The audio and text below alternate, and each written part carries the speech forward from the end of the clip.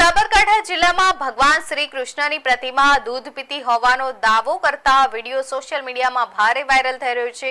હિંમતનગરના Atri green flat વિસ્તાર તેમજ તલોદ તાલુકાના રામપરા કંપામાં સામે આવેલા વિડીયોમાં લોકોએ કુતૂહલ અને ચર્ચાનો માહોલ સર્જ્યો છે।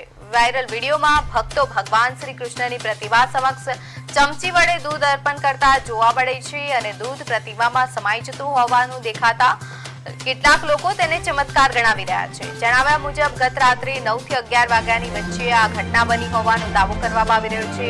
વિડીયો ઇન્સ્ટાગ્રામ સહિત વિવિધ સોશિયલ મીડિયા પ્લેટફોર્મ પર વાયરલ થતા વંટોળની જેમ વાત ફેલાઈ ગઈ હતી અને ત્યારબાદ અનેક લોકોએ પણ પોતાના ઘરે અથવા મંદિરોમાં શ્રી કૃષ્ણની પ્રતિમા સમક્ષ દૂધ અર્પણ કરી આ ઘટનાની ચકાસણી કરવાનો પ્રયાસ કર્યો હતો।